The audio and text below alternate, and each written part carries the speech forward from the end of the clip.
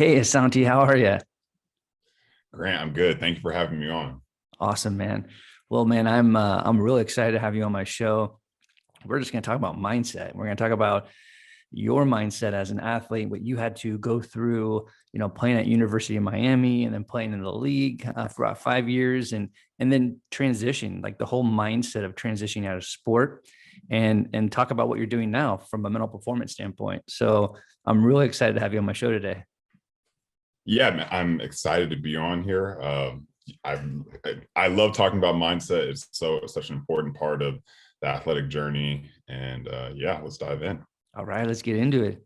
Well, mental toughness, something that, I know that you and I as athletes, we had to develop our own mental toughness. We're teaching it right now Mhm. to athletes and student athletes. So when you think about mental toughness, what does it mean to you? I think being able to withstand uncertainty, change, and still be able to perform at your best, even when situations and conditions aren't favorable. Exactly. Exactly. Mhm. And when you think about those conditions, the uncertainty, uh, can you go back within your career, high school, college, professional? Can you like share a specific time where you had to be mentally tough? Oh, well, I would say just about my whole time in the NFL, a majority of college, but specifically in the NFL, I spent a lot of time on the practice squad. And that being on the practice squad, there are transactions all the time. There are guys who are coming in and out, guys who are here one day, gone tomorrow. And when I was in New England, there was a locker like two lockers down from me. That was a revolving door of like every week it was a different person. Wow. And that uncertainty drove me to like really have to focus on just making sure I'm doing everything I need to do to make sure I'm still here. And if something happens, it's not because I didn't do my best. Right. Exactly. Well, and I want to talk about that later in the show about, when you're dealing with those type of, those factors and dealing with transition, like like, what are the things that you do to stay focused? But when you're thinking about being on the practice squad, for me at least, I always say this to most people when I'm talking to teams and athletes, that being on the first team is vital. Every team has Mm, to have the best players on the field, but the most important position is the second and third string, yep. because you don't get all the reps, you don't know when you're going to play, and you have to like be ready at all times to actually step into the rhythm of the game, the speed of the game, the tempo of the game. Hmm. So speaking of the next one up or the next man up, what was that like being on practice squad or being second string? Like, what was your mindset like then, getting prepared? Well, for me, it was a great opportunity to really get adjusted to the speed of the game because I'm not on the first team. I'm playing against our first team defense all the time, and so if I can still have impact, make plays, be able to block well, going against our first team defense, then that also gives me confidence that when I get called up, when my time comes, I'll be able to perform. And also, always taking it upon myself to prepare as if I could be playing this week. And that also always helped me stay engaged and make sure I know what's going on with our offense, even though during practice I may not be taking reps over there, as long as I need to know what's going on. Right. And I know we hear this, and we talk about this mental reps. So when you're Mm-hmm. not getting those physical reps and you're sitting on the sideline, um, how many mental reps, or did you do that? Did you maximize that time when you weren't playing and playing the game inside your head? Oh, always. I would always make sure that we would always have a script before going out to practice. So I would look over our script, make sure I knew everybody's position, everybody's job for each play. And then also taking all the coaching points when one of our guys may make a mistake out there, paying attention to like what he did wrong so that when I'm in that position, I don't make the same mistake. Right. Yeah. Exactly. Exactly. Well, I want to talk about the mindset of the position that you played. So tight end. And me, playing football for 12, 13 years, playing a quarterback, I mean, that's to me, it's the best position. But I think that the most fun position on the field is tight end because you get to do everything, right? But when you think about your position, I believe it has the most range. You have to be athletic. You have to finesse. You have to be gritty. So you're blocking, you're hitting, you have to think a lot, but then you have to, run routes, catch passes, doing all sorts of stuff. So you're kind of sharing a little bit already, like kind of the mindset and some things that you do from a preparation standpoint, but what kind of mindset do you have to play that position, especially in the league? Tight end is definitely the position that carries the most range. It has the most responsibilities, in my opinion, because of how diverse athletically you have to be. You have to be able to get in a three-point stance and block someone who's probably 30 pounds heavier than you and a lot stronger than you. And you have to be able to do that effectively. But then also, you have to be able to be the move guy and maybe play a little fullback, which I had to do a lot of. So you have to know the running backs, landmarks, and know that position as well. But then you have to be able to stand up and run routes against people who are probably faster than you. You have the size advantage, but you have to be able to effectively get open and be that safety net in the middle of the field where there is the most action going on. So tight end position, you just had to be so aware of everything that was going on all the time. Right. And that's what I loved about it, because I knew that as long as I was prepared, that I could make a positive difference in the game because of how well I would always prepare. Yeah, exactly. And, you talked about, whether if it's, a defensive tackle or defensive end, or even a linebacker, depending, when you think about the years that you played in the league, was there a player that was like the player, like whether it struck fear in you or was just like, this dude is just, I have to like bring my A game every single play to stop this dude? Like who was that? Who was that guy? Yeah. So that came my rookie year when I got to San Francisco, and we had Alden Smith. And Alden Smith was the most terrifying outside linebacker, defensive end, whatever you want to call him, because he was so athletic. He was very quick and he had wiggle, so he could shake you if he wanted to. He was incredibly strong, so he could bull rush you if you wanted to. Right. And he had long arms. So like, one of my advantages is that I have long arms. Alden's arms were longer than mine. And so to have to go against somebody who has every tool in the bag, and you have to kind of just react to what you think he's going to do and hope for the best. It was intimidating, but it was also an incredible experience getting to watch him work, and then watch like our one-on-one sessions with him versus Joe Staley. Oh man. And just see that battle go on. And then for the tight end rep, I'd go up against Alden and just hope for the best. I remember when you were talking about Alden, not only, I mean, yeah, everything that you said, like, nails him. Like he's just athletic and strong. But I remember watching him, how his arms, they're massive. And when he was playing for the Raiders in that short stint, he was actually living in San Francisco, and he was working out at the gym that I was working at. And I just wanted to get an up close. I kind of got close to him. His arms are no joke. Nope. Like, sure, they're big, but I mean, they're long. Those things are like, I can only imagine what it would feel like being a quarterback, getting sacked by him. Yeah.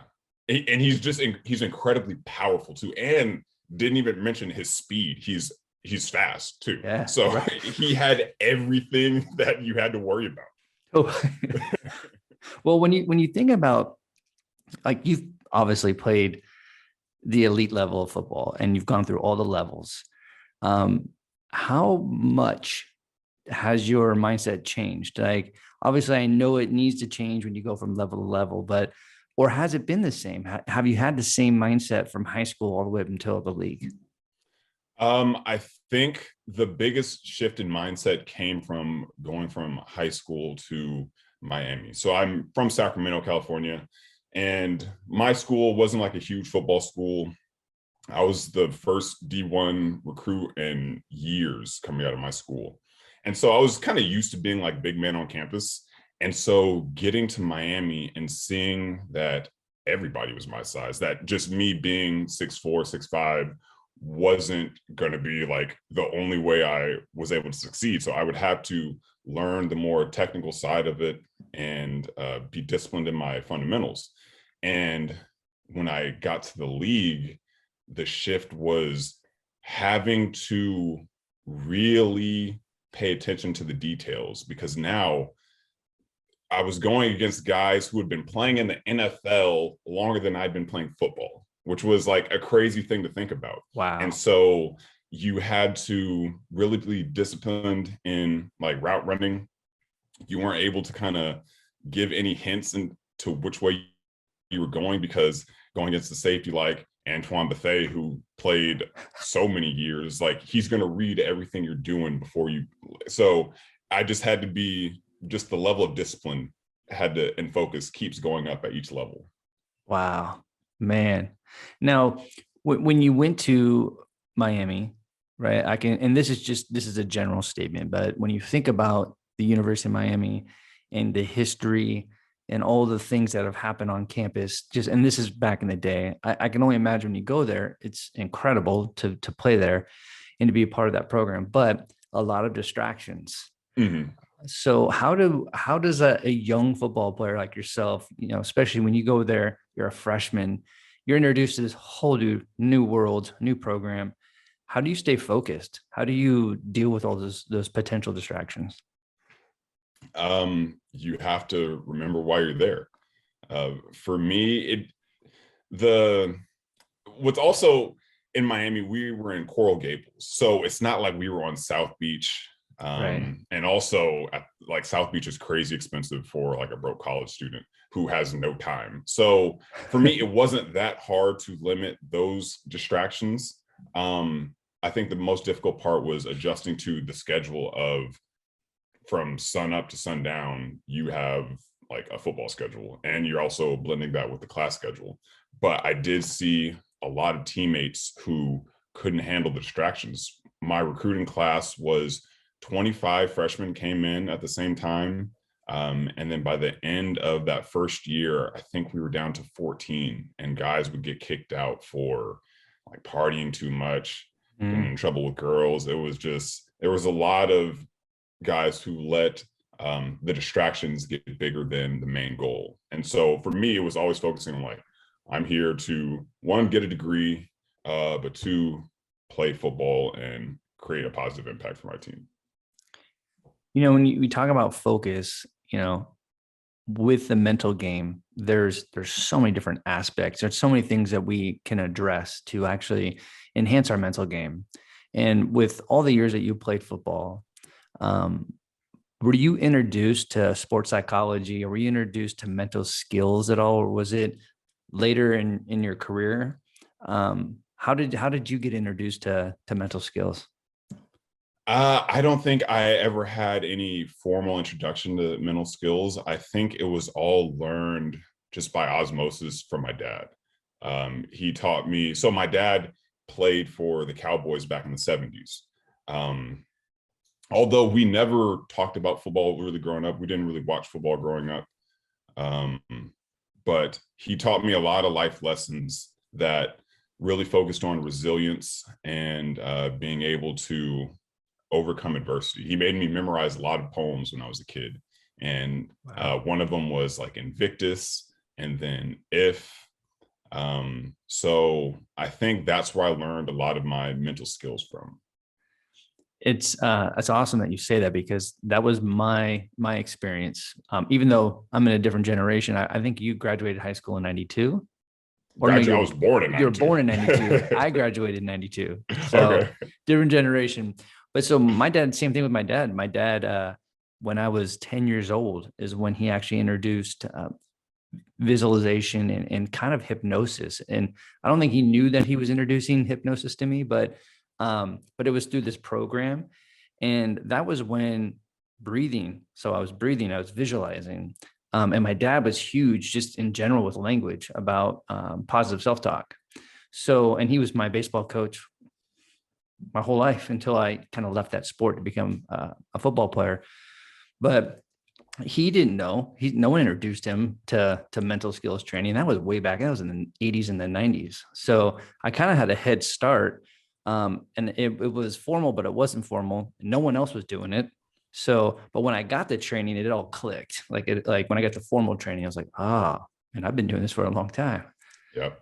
Yeah. So, and I think it's, especially with your generation, we think that it's been around for a while, but it just hasn't, like, not every program, not every organization, institution has really bought into it, but I think we're headed in the right direction. What do you think about that? Yeah, I agree, because I don't even think in college, I didn't have any, like, I don't think we had any like mental training or like sports psychologists come and speak to us.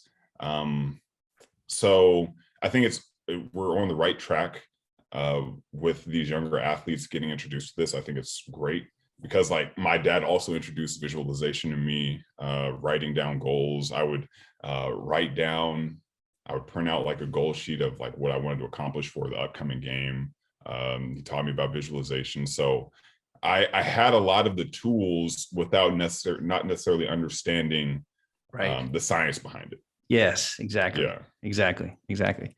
So obviously I can only imagine, like, throughout your whole career, you've had a lot of proud moments. So share with me like your most proudest moment. And then we're going to talk about your darkest moment as well and how you overcame it. So what was your proudest moment? Hands down, when I got my first start. So this was when I was in New England.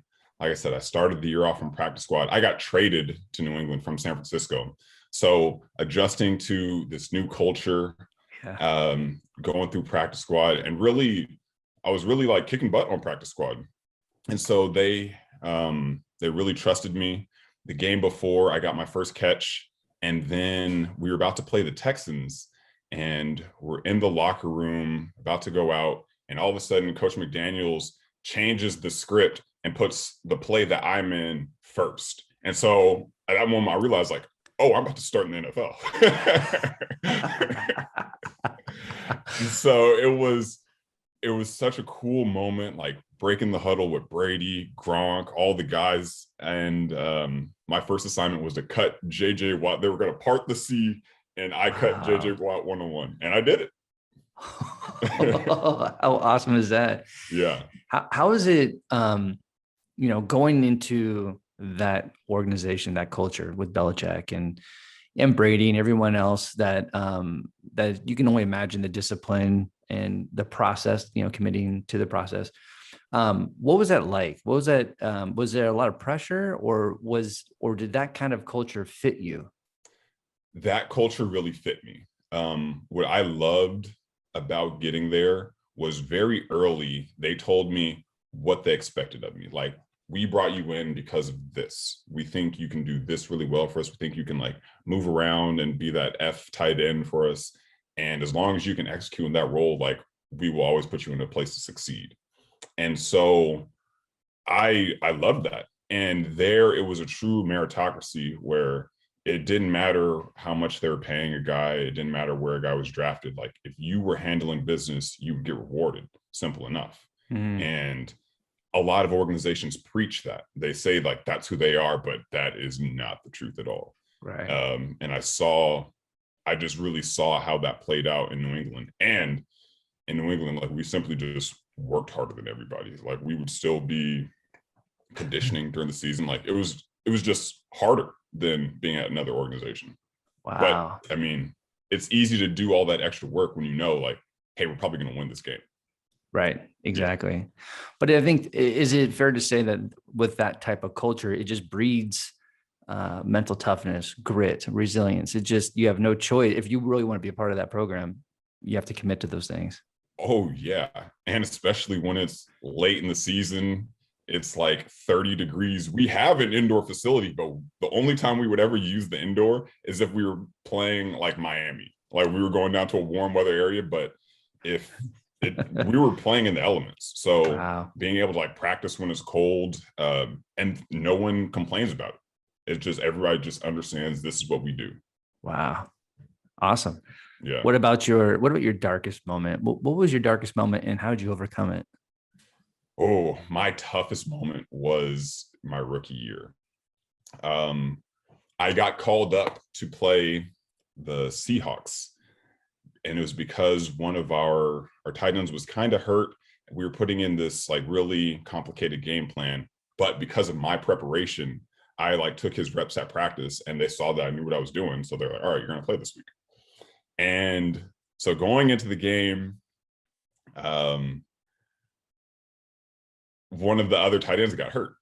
So I was now like, okay, now I'm playing most of this game. Right. And so my first play, we score a touchdown. I block for a touchdown. We make an audible. I'm blocking for a Frank Gore touchdown. Now, as a Miami guy, come on now. That's the best feeling in the world. Exactly. Right. And so I'm riding on this high horse. I'm feeling good. In the game plan, I'm doing a lot of motioning. And then all of a sudden, we're running this inside play, and I get a holding call. And in that moment, after I got the holding call, I just felt like the atmosphere around me. I was like, damn, it's pretty loud in here. And it's like you start to feel like the pressure. It's like, man, these guys are big. Oh man, that's Cam Chancellor. That's Richard Sherman. Like, oh shoot, Legion of Boom. Yeah. And then from there, it was tough for me to kind of like snap back out of it. I ended up dropping a pass, an easy pass, later in the game. And then I missed a block as we were driving in the fourth quarter. And that was the lowest moment of knowing like, damn, I made a bad play that like kind of cost us the game. Wow. And yeah, so that was my toughest moment. But how I overcame that was I was so blessed to have a coach. My tight end coach was Eric Mangini. And I've had other coaches in my past who would have buried me for making that mistake. But we just talked about it. We moved past it. And I was still playing the next week. And from there, I built up more confidence in just knowing the small details, because the block that I missed, it was literally because I had motioned like 6 inches too wide, and that gave that guy that much of a crease. But like, that's how small the details are when it's at that level. Wow.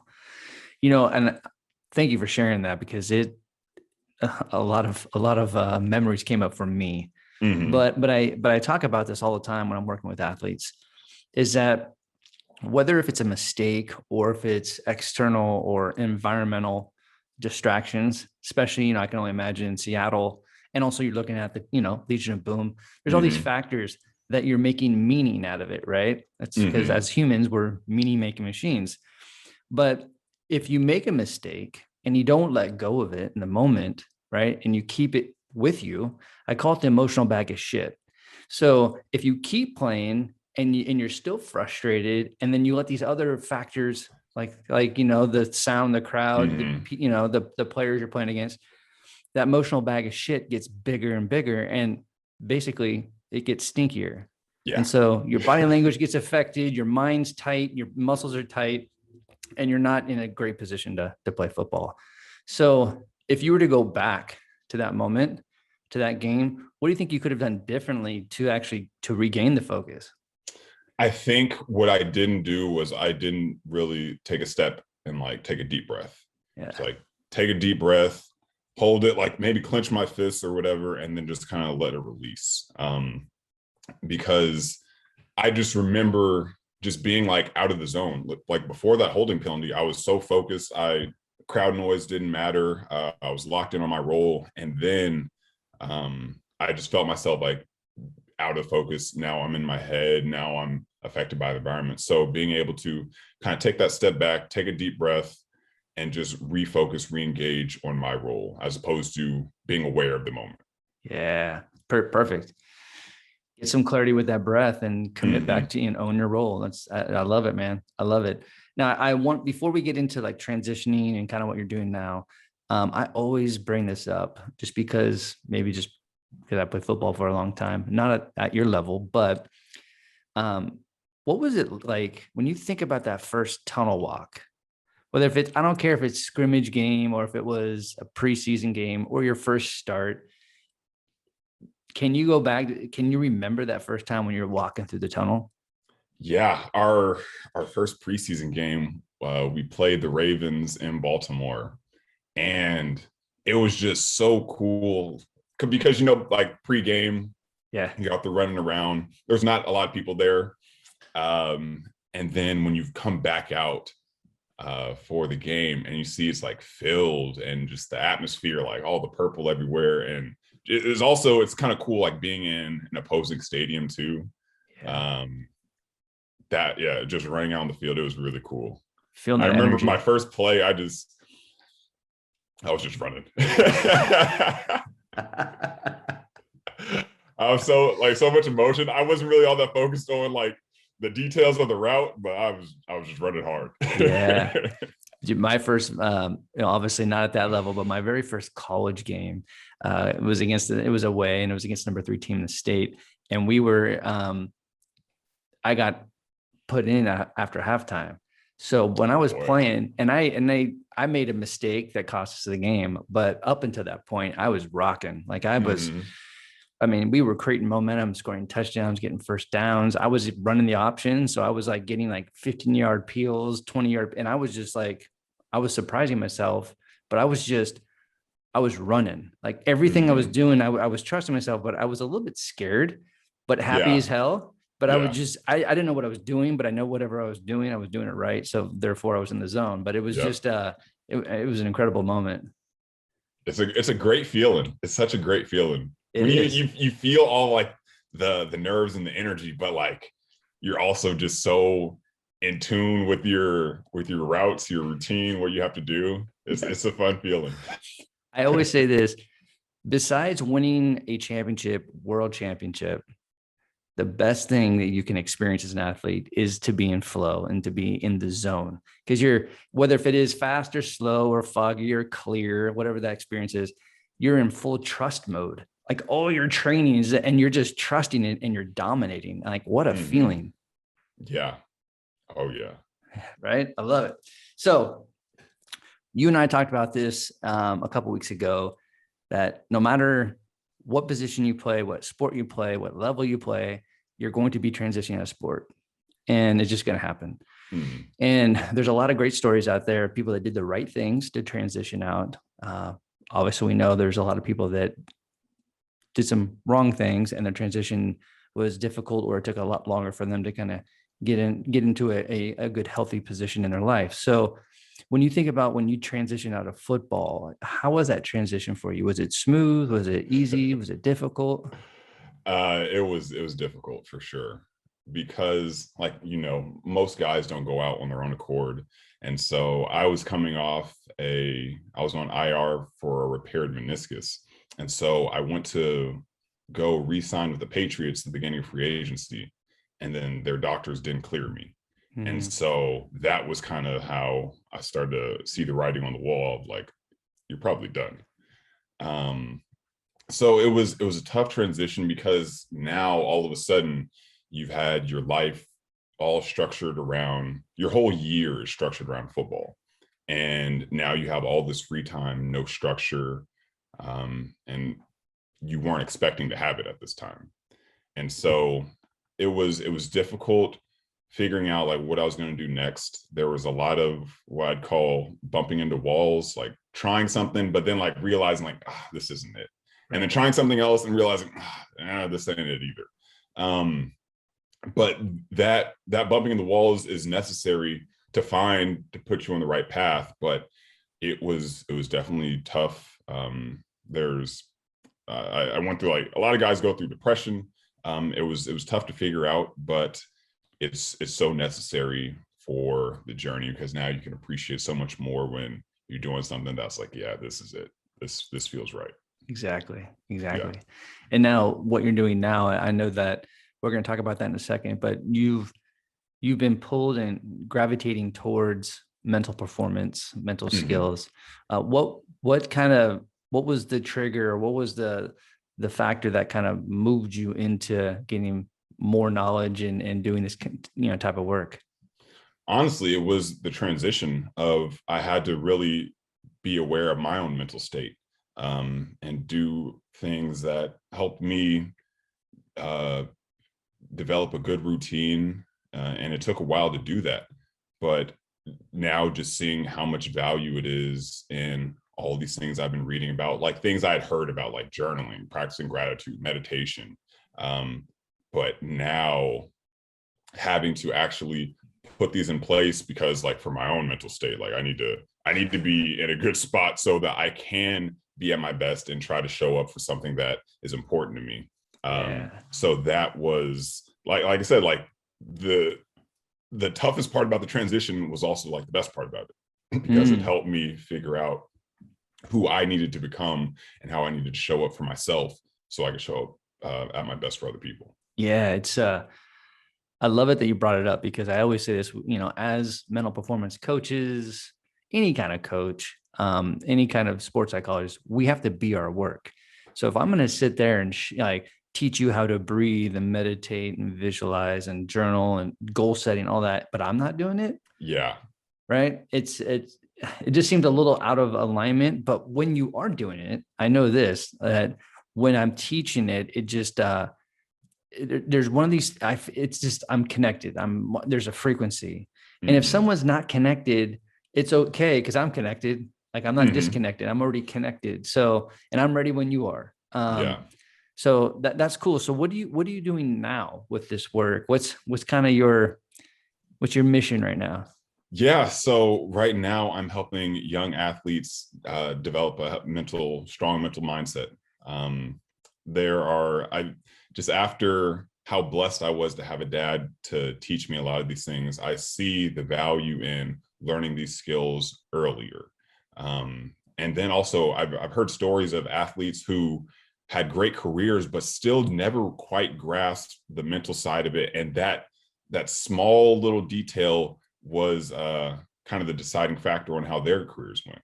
And so to be able to help younger kids, high school athletes who are looking to play at the next level, it's like, hey, I know what it takes to get there, and be able to like pass the knowledge that I have on to people so I can see them have success and see them achieve the goals that they're looking for. That's awesome. I love it, man. There's nothing like being in service, right? Yeah. Now, obviously with the pandemic the last year, there's been a lot of things that have bubbled up to the surface, and rightfully so, especially for student athletes. What have you seen? What have you experienced as far as athletes that you've worked with or just talked to or seen? Like what are some of the things from your perspective that you're seeing within student athletes, like in the current day? Just really craving that connection. Games have been canceled. So kind of being discouraged about, well, what's the point of doing this? Like, how is this going to help? And still like reminding them that, hey, like, this is only temporary. And then also what I'm helping you learn is going to translate across sports, because as you know, it's like the lessons that we learn playing sports are successful life lessons. Yeah. And so teaching that resilience, teaching them to be able to empower themselves, I think that's so important just to build up like successful people. You nailed it on the head. And I've been talking about this for the last 12 months about connection. I mean, that's focusing on connecting to your craft, and then connecting with the people that feed you and feed them with good energy.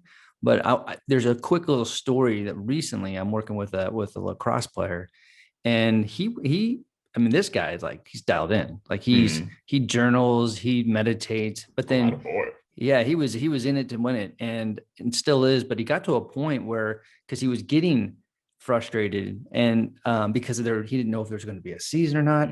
So the question came up for him, was like, why am I doing all this? And having me there, I'm like, listen, like, stay connected, right? It's about staying connected. Keep doing all the hard work in the dark. So when the light is ready to shine on you, boom, you're shining bright, right? And they just started 3 weeks ago practice again. And so when we started talking about that experience, I said, how were you, if you were to kind of evaluate yourself from everyone else? And he goes, first of all, you could tell the people that were out of shape. You can tell the people that weren't connected to their craft. And I'm all, so how were you amongst them? He's like, dude, I was like, I feel like I'm either one or two right now on the team because I was ready. And I'm like, that's what I'm talking about. Yeah. The most important part of this is the process and putting the work in the dark. That was one of the earliest lessons that my dad taught me. Was I was in 5th grade and I was a great soccer player, and I was starting to play basketball. I played my first organized basketball season, and I didn't really practice basketball, but I figured because I was a great soccer player that obviously I'm going to be great at basketball. Right. And I played this kid who kicked my butt, and I was like distraught. I was on the bench like crying, and on the way home, my dad, we stopped off at this high school, and he got out of we stopped at the high school. There's this outdoor court, and he said, I'm going to get out and I'm going to walk to the end of that baseline. If I turn around and you're not standing at the free throw line, I'm going to walk back to the car, get in, and we'll never talk about this again. But if you want to be great, you'll meet me at that free throw line. And so he gets out, walks off. I'm making a decision. I'm trying to figure out, I'm still in my feelings, but I get out and I go meet at the free throw line. And he gives me a big hug and tells me that that kid's not better than you, but he has put in more work than you have. And if you want to be great, you have to work in the dark. And so that lesson, I think, drove me to like really understand what it takes to, one, be good in sports, but also to keep climbing levels. Oh man, I remember the first 2 years of youth football, man. I was bouncing around on offensive line, get my butt kicked. And I didn't know if I wanted to play anymore because I know my brother played. So that was the reason why I played football. And I remember my dad said, I'm going to hold you back because you know, your weight, you don't have to play with all your friends. I want to hold you back so you can actually get a better sense of the game. And I remember that off season, I was doing bear crawls by myself. I was doing all different kind of foot, and I was 10 years old. But man, I was doing all the hard work. And I remember like going back to the same coach. He's looking at me as offensive lineman. I'm like, I want to be a wide receiver. And he was like, no, you're not. And then I became the wide receiver, and then I became the quarterback. So that's how it all started. But it started for me changing my mindset of just doing the work and not waiting for dad to tell me or being a part of an organized, situation. Only putting in the work at practice, like that's not going to cut it either. No, not at all. Yep. So before we wrap up here, when you think about your whole career, all the way up to like now, like in this very moment in that chair, what do you think when you reflect on your whole life and your career, what do you think you've learned the most about yourself? Man, that I can make it through anything. That no matter how many like changes happen, that I'm resilient enough to stay focused, keep my head. And one of in the poem If, like my dad made me memorize this in 4th grade, but it says, if you can dream and not make dreams your master, or think and not make thoughts your aim, if you can meet with both triumph and disaster and treat those imposters just the same. And I feel like I've been able to do that very well throughout all the highs and lows. And I think that's what's been able to keep me focused and motivated. Wow. Man, it makes me want to go. I know that poem, but it makes me want to remember it. That's awesome. Oh, man. yeah. That's awesome. How do my listeners connect with you on social media and learn more about what you're doing with your company? Yeah, I am you can find me on Instagram, LinkedIn. On Instagram, I'm at Asante Cleveland. I'd love to connect. I appreciate this platform. You're awesome, Grant. Awesome, man. Awesome. Well, man, it's, selfishly, because I am a football player, former player, and I love getting the front row seat to these conversations and understanding the journeys and your mindset. But I thank you, and I know my listeners thank you for coming on my show and just talking about your whole journey, man. I really appreciate it. I appreciate it.